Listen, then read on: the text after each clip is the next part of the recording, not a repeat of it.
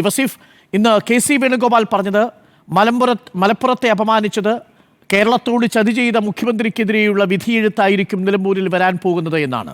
പ്രതിപക്ഷ നേതാവ് പറഞ്ഞത് 100-ലധികം സീറ്റുമായി LDF അധികാരത്തിൽ വരാൻ പോകുന്നതിൻ്റെ തുടക്കമായിരിക്കും നിലമ്പൂരിൽ കുറിക്കുന്നത് എന്നാണ്. ആര്യാടൻ ഷൗക്കത്ത് പറഞ്ഞത് LDF-ൽ നിന്നുള്ളൊരു സ്ഥാനാർത്ഥി സ്വതന്ത്രനായി മത്സരിക്കുമ്പോൾ ആ വോട്ടുകൾ നഷ്ടപ്പെടുത്തുന്നത് UDF-നല്ലല്ലോ LDF-നല്ലേ എന്ന ആത്മവിശ്വാസമാണ്.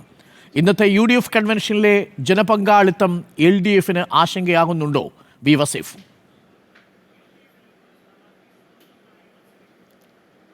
ഇന്നലെ ഞങ്ങളുടെ ഇടതുപക്ഷത്തിൻ്റെ കൺവെൻഷൻ സഖാവ് പിണറായി വിജയൻ ഉദ്ഘാടനം ചെയ്തുകൊണ്ട് ഈ നിലമ്പൂരിൽ നടന്നത് നമ്മളൊക്കെ കണ്ടതാണ്. അതിൻ്റെ ജനപങ്കാളിത്തത്തിൽ വല്ലാതെ അസ്വസ്ഥരായവരാണ് ഇവിടെയുള്ള UDF. സ്വരാജിൻ്റെ സ്ഥാനാർത്ഥിത്വം ഇവിടെ പ്രഖ്യാപിച്ചത് മുതൽ വലിയൊരു നെഞ്ചിടിപ്പ് UDF-ൻ്റെ നേതാക്കന്മാർക്കുണ്ടായിട്ടുണ്ട്. അവരുടെ പ്രവർത്തകരെ സംബന്ധിച്ചിടത്തോളം, അവരുടെ സാധാരണക്കാരായ അണികളെ സംബന്ധിച്ചിടത്തോളം അവർക്ക് ഇവിടെ ഇത്തവണ സ്വരാജ് ജയിക്കണം എന്നുള്ളതാണ്. പക്ഷേ നേതാക്കന്മാരെ സംബന്ധിച്ചിടത്തോളം ചില പ്രശ്നങ്ങളുണ്ട്. അവർക്ക് വല്ലാത്ത അസ്വസ്ഥതയായിട്ടുണ്ട് സ്വരാജിൻ്റെ സ്ഥാനാർത്ഥിത്വം. അവരൊട്ടും പ്രതീക്ഷിച്ചിരുന്നില്ല. നേരത്തെ അരുണിന് തന്നെ അറിയാം, ഈ നിലമ്പൂരിൻ്റെ ഒരു തെരഞ്ഞെടുപ്പ് ചിത്രം ഒരുങ്ങി വരുന്ന സമയത്ത് അവർ ഒരിക്കലും സ്വരാജ് സ്ഥാനാർത്ഥിയാവില്ല എന്ന് കണ്ടവരാണ്. അങ്ങനെ വെല്ലുവിളികളും മറ്റുമൊക്കെ നടത്തി എന്തൊക്കെ ആക്ഷേപങ്ങളും എന്തൊക്കെയാണ് അവർ നടത്തിക്കൊണ്ടിരുന്നത്. സ്വരാജ് സ്ഥാനാർത്ഥിയായി ഈ നാടാകെ സ്വരാജിനെ ഏറ്റെടുത്തു. ഒരു വികസന തുടർച്ചയ്ക്ക്, പ്രത്യേകിച്ച് കഴിഞ്ഞ ഒരു 9 വർഷക്കാലയളവ് എന്ന് പറയുന്നത് നിലമ്പൂരുകാരെ സംബന്ധിച്ചിടത്തോളം വലിയ അത്ഭുതങ്ങൾ നടന്ന ഒരു കാലയളവാണ്.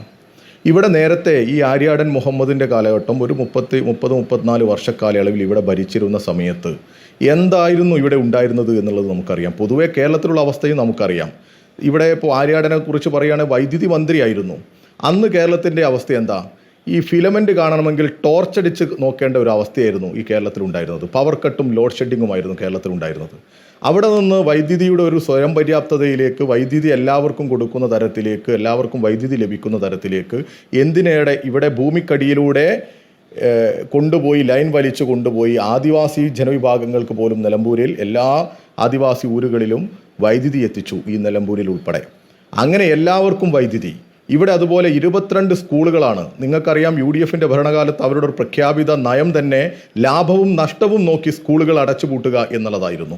നിലമ്പൂരിലെ സാധാരണക്കാർ പഠിക്കുന്ന, കർഷകൻ്റെയും കർഷക തൊഴിലാളിയുടെയും മക്കൾ പഠിക്കുന്ന സ്കൂളുകൾ 22 സ്കൂളുകളിലായി 43 കോടി രൂപയാണ് കേരളത്തിലെ ഇടതുപക്ഷ ഗവൺമെൻറ് ഇക്കാലയളവിൽ ചെലവഴിച്ചത്. ഇത് കേരളത്തിലെ നിലമ്പൂരിലെ മാത്രം അവസ്ഥയല്ല. കേരളത്തിലുടനീളം വിദ്യാഭ്യാസ രംഗത്ത്, വൈദ്യുതി രംഗത്ത്, ആരോഗ്യ രംഗത്ത് എല്ലാം മികവ് കാണിച്ചുകൊണ്ടിരിക്കുക. പിന്നെ എങ്ങനെയാണ് കെ.സി. വേണുഗോപാലിനെ പോലെ ഒരാൾക്ക് ഇത് കേരളത്തോടുള്ള ചതിയാണ് എന്ന് പറയാൻ പറ്റുക? പിന്നെ അദ്ദേഹത്തെക്കുറിച്ച് നമ്മൾ കൂടുതൽ വ്യക്തിപരമായി പോകേണ്ടതില്ല.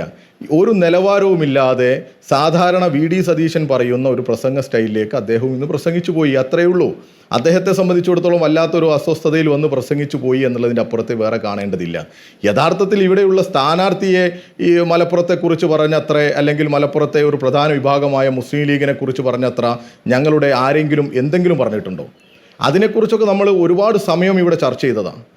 ഈ മലപ്പുറവുമായി ബന്ധപ്പെട്ട പരാമർശമുണ്ടായോ, അതിലെന്താ വസ്തുത, അതൊക്കെ നിരത്തി എത്രയോ മണിക്കൂറുകൾ കേരളത്തിൽ നമ്മൾ ചർച്ച ചെയ്ത് അത് അവസാനിപ്പിച്ച വിഷയങ്ങളാണ്. ഇവിടെ അതിനേക്കാൾ വലിയ രീതിയിൽ ആക്ഷേപിക്കുന്ന തരത്തിൽ സംസാരിച്ചിട്ടില്ലേ?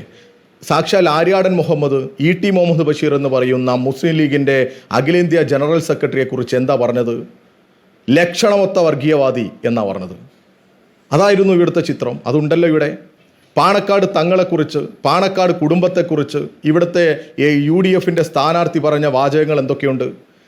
അത് ഈ നാട് അതൊന്നും കേട്ടില്ല എന്നാണോ? ഇനി അതല്ല കെ.സി. വേണുഗോപാൽ ആഗ്രഹിക്കുന്നത്, അതൊക്കെ ഇവിടെ ചർച്ചയിൽ വരട്ടെ എന്നുള്ളത് കൊണ്ടാണോ ഇത് പറഞ്ഞത് എന്നുകൂടി ആലോചിക്കേണ്ടതുണ്ട്.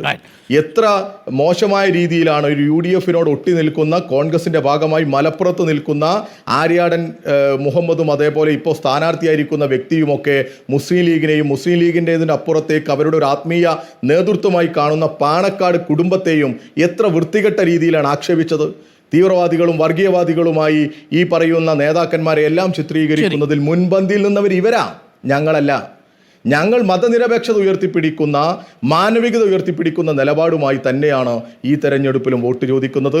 വികസനവും മതനിരപേക്ഷതയും ചർച്ച ചെയ്യണം എന്ന് തന്നെയാണ് ഞങ്ങൾ ആഗ്രഹിക്കുന്നതും ഞങ്ങൾ പ്രതീക്ഷിക്കുന്നതും.